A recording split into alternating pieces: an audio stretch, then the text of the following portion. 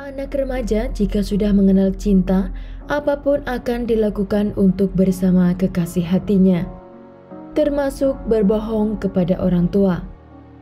Halo semua, selamat datang di channel kami, Jurnal Kriminal bersama saya Atika Walo. Bagi Anda yang menyukai pembahasan tentang kasus-kasus kriminal, misteri, horor, kami sengaja membangun channel ini untuk Anda. Jangan lupa untuk mendukung channel kami dengan cara subscribe, like, komen, dan share ke media sosial yang Anda punya.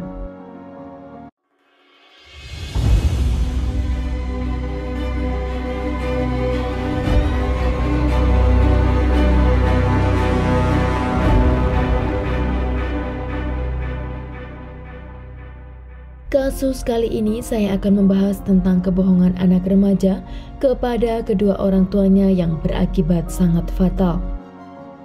Liana Vredenburg dan Philippi Cave adalah pasangan remaja yang lagi mabuk cinta.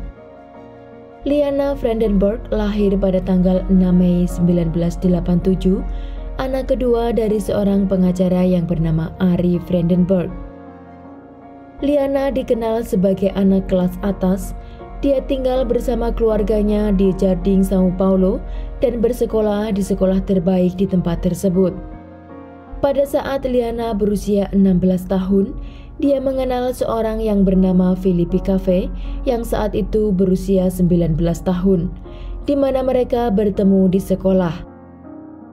Dari sejak itu mereka mulai berpacaran dan 2 bulan kemudian mereka merencanakan untuk pergi berkemah bersama. Karena mereka baru saja kenal dan masih 2 bulan berpacaran, mereka tahu bahwa kedua orang tuanya tidak akan mengizinkan mereka untuk pergi berkemah. Pasangan itu berbohong tentang perjalanannya ke orang tua mereka. Liana mengatakan bahwa dia akan pergi ke Ilhabela bersama sekelompok anak muda dari komunitas gereja Israel. Dan perjalanan itu berjarak 200 km dari kapital Paulista. Sedang keluarga Philippi mengatakan mereka tahu jika anak laki-lakinya itu akan berkemah di sebuah perkemahan di Imbuguazu yang berjarak 36 km dari kapital. Tetapi mereka tahunya bahwa dia bersama teman-temannya dan bukan bersama Liana pacar barunya. Sepasang kekasih itu mulai melakukan perjalanannya pada malam tanggal 31 Oktober tahun 2003, tepatnya pada hari Jumat. Untuk melakukan perjalanan jauh yang telah direncanakan, mereka rela tidur di terminal bus di Avenida Paulista, São Paulo, untuk menunggu bus yang akan membawa mereka ke Imbuguazu pada pukul 5 pagi dini hari. Setelah mereka turun di Imbuguazu sekitar pukul 9 pagi dan mereka naik bus lain yang menuju ke Santa Rita, yaitu sebuah desa yang sangat terpencil. Saat berada di dalam bus menuju ke tempat terpencil itu, Liana yang memang dari keluarga terpandang terlihat dari pakaiannya, sepatunya, dan tas yang dibawanya semua barang-barang bermerek. Sedang Philippi anak yang sangat simpel dan sederhana, apalagi Liana terlihat masih sangat muda saat itu, dan mereka hanya berjalan berdua.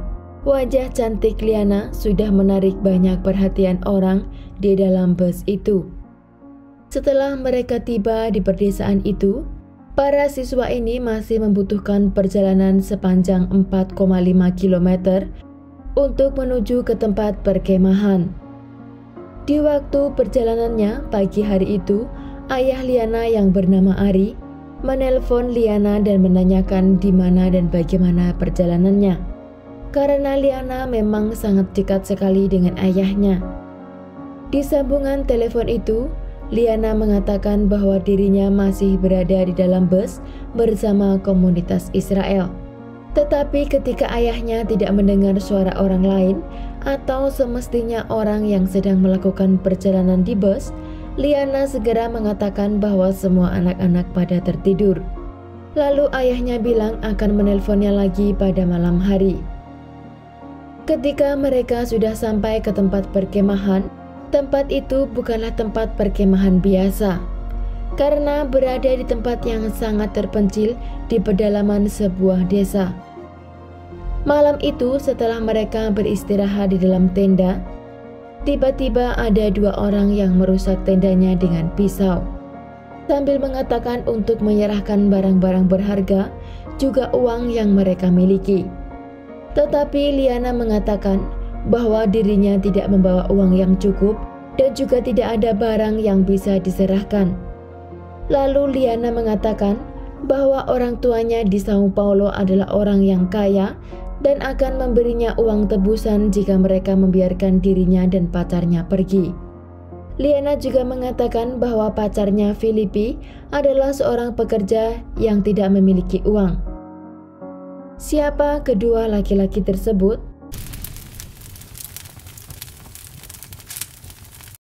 Roberto Aparecido Alves Cardoso, yaitu seorang anak remaja Prancis yang berusia 16 tahun yang lebih dikenal dengan julukan Sampinha, dan Paulo Cesar da Silva Marcos atau yang lebih dikenal sebagai Pernambuco. Sampinha selalu kesulitan untuk membaca dan menulis. Akhirnya dia putus sekolah di kelas 4 SD dan dia lebih memilih untuk bekerja di sebuah rumah dengan bayaran 150 reais per bulan. Karena dia tidak memiliki banyak pekerjaan, dirinya dan Pernambuco sering menghabiskan waktu luangnya untuk pergi memancing, minum-minum, dan menghisap. Dan mereka sangat terkenal di kota itu sebagai orang pembuat onar. Dan kebanyakan orang tidak mengambil tindakan atas apa yang sering dilakukan oleh mereka. Tersangka ini sudah mengintai Liana dan Filipi ketika mereka sedang berjalan di kota pada pagi hari. Karena melihat mereka ada sesuatu yang menarik, lalu Sampinha dan Pernambuco memiliki ide untuk merampok mereka. Mereka tahu bahwa dari tas yang mereka bawa, mereka berdua akan melakukan kemah di sekitar tempat tersebut. Dan itu tidak sulit bagi mereka untuk menemukan perkemahan itu karena kota itu sangat kecil. Ketika malam itu Liana mengatakan tidak memiliki uang, maka mereka memilih untuk menculiknya. Di mana Pernambuco membawa Filipi dan Sampinha membawa Liana. Dengan kedua kepala mereka dibungkus handuk untuk berjalan lebih dari 2 km melalui jalan setapak ke sebuah rumah yang sangat kotor. Rumah itu milik seorang yang bernama Antonio Caetano, seorang pekerja yang berumur 50 tahun. Tetapi saat itu dia tidak berada di rumahnya. Liana dan Filipi ditaruh di ruang yang berbeda di rumah tersebut. Rumah itu benar-benar tidak terurus, sampah di mana-mana dan bau yang sangat menyengat. Liana yang ketakutan mengatakan kembali untuk menghubungi keluarganya agar diberinya uang tebusan dan melepaskan mereka berdua. Tetapi malam itu Liana beberapa kali, sedang Filipi ditahan di ruang lain dan tidak bisa melakukan apa-apa untuk menyelamatkan kekasihnya. Keesokan harinya, Pernambuco membawa Filipi ke depan rumah itu, sedang Sampinha memegang Liana. Liana bertanya apa yang terjadi pada Filipi. Pernambuco menyuruh Filipi untuk berlutut, dan dari belakang, Liana ketakutan mendengar tembakan tersebut. Tetapi Sampinha mengatakan bahwa tembakan itu ditembakkan ke atas untuk memberi peringatan kepada Filipi. Dan Sampinha mengatakan bahwa Filipi dilepaskan dan dia melarikan diri. Setelah itu Pernambuco melarikan diri ke Sao Paulo, sedang Sampinha masih bersama Liana. Liana dibawa kembali ke rumah Antonio. Di sana berulang-ulang Sampinha melakukan perkosaan kembali. Pada malam minggunya, ayah Liana menghubungi di selularnya, tetapi tidak ada sama sekali jawaban. Tetapi ayahnya mengira bahwa dia dalam perjalanan di mana tempat yang memiliki sinyal kurang baik. Lalu dia memutuskan untuk menunggunya di terminal bus, di mana seharusnya bus kelompok itu pulang. Setelah beberapa jam dia menunggu, tetapi tidak ada satu bus pun yang datang ke terminal itu. Ayahnya mulai khawatir dan ia menelpon salah satu teman Liana untuk menanyakan keberadaan anaknya. Ketika ayahnya mendengar bahwa Liana tidak pergi dengan sekelompok dari gereja Israel itu, Dan temannya itu mengatakan bahwa Liana pergi berkemah dengan Filipi di Imbuguasu. Waktu itu ayahnya berpikir bahwa Liana dan Filipi kemungkinan ketinggalan bus dan mereka masih berada di kota Imbuguasu. Maka ia langsung mengambil tindakan untuk pergi menyusul anaknya di Imbuguasu dan menjemput mereka dengan ditemani seorang temannya. Setelah tiba di kota di mana seharusnya Liana dan Filipi berada, tetapi mereka tidak menemukannya sampai jam 3 pagi. Tidak mendapat banyak bantuan dari masyarakat sekitar di sana, maka Ari putuskan untuk kembali ke Sao Paulo untuk melaporkan orang hilang ke kantor polisi. Dan Ari meminta bantuan kepada polisi spesial dari militer untuk melakukan pencarian ke tempat di mana seharusnya anaknya dan Filipi berada. Pada malam Senin, pemilik rumah yang bernama Antonio da Silva Caetano dengan seorang temannya yang bernama Aguinaldo Pires. Mereka berdua tidak tahu apa yang sedang terjadi, tetapi di sana sampingnya memperkenalkan padanya bahwa Liana adalah pacar barunya. Dan sampingnya memberitahu mereka jika mereka mau, mereka boleh melakukan sesuatu kepada Liana. Di dalam rumah itu, Liana diberi lagi selama lebih dari 5 kali secara bergiliran. Hingga keesokan harinya, sampingnya membawa Liana ke sebuah sungai untuk memancing. Di sana tiba-tiba adik sampingnya menghampirinya dan mengatakan bahwa ibunya menyuruhnya untuk pulang. Dan adiknya sambil ketakutan dia bertanya siapa wanita yang bersamanya itu. Sampingnya mengatakan dia adalah pacar barunya. Di sana menurut adik sampingnya, Liana terlihat tidak berdaya dan tidak mengeluarkan sepatah kata pun. Hari Senin tanggal 3 November sampai hari Rabu tanggal 5, pencarian masih berlanjut. Akhirnya mereka menemukan tenda milik Liana dan Filipi. Di sana masih terdapat barang-barang Liana dan Filipi, bahkan handphone milik Liana masih berada di sana. Karena ayah Liana adalah orang yang memiliki kedudukan, dia mengerahkan lebih banyak polisi juga helikopter. Dan mengerahkan media nasional untuk menyebarkan foto anaknya dan Filipi di TV dan pamflet-pamflet di kota. Dari semua pergerakan itu, pada tanggal 5 November tahun 2003, Liana diberi janji oleh sampingnya akan dibebaskan, dan mereka melakukan perjalanan keluar dari hutan itu. Di tengah perjalanannya, tiba-tiba sampingnya berubah pikiran dan menyerangnya di kepala juga lehernya dengan tali pancing, dan meninggalkan tubuh Liana di sana yang sudah tidak bernyawa.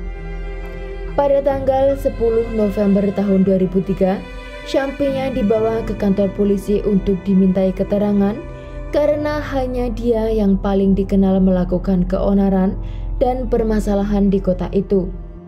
Ketika diinterogasi oleh polisi, sampingnya mengakui semua kejahatannya tanpa ada rasa penyesalan, kesedihan atau belas kasihan. Dan dia juga mengatakan nama-nama dari semua orang yang terlibat dalam aksinya itu. Dia mengatakan semuanya dengan detail kepada polisi. Bahkan dia mengajak polisi dan menunjukkan di mana dan bagaimana semua itu terjadi. Pada tanggal 14 November, polisi menangkap Pernambuco, Antonio, dan Aguinaldo, di mana mereka berpartisipasi dengan sampingnya dalam kejahatan tersebut.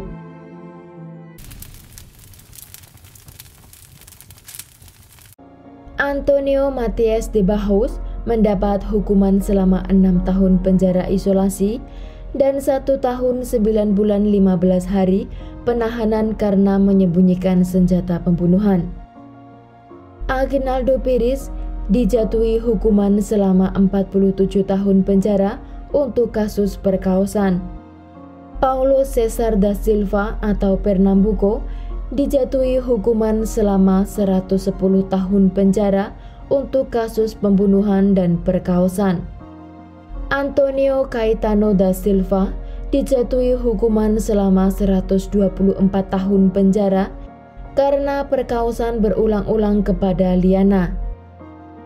Roberto Aparecido Alves Cardoso atau Champignon dianggap sebagai pemimpin geng tersebut yang saat itu masih berusia 16 tahun.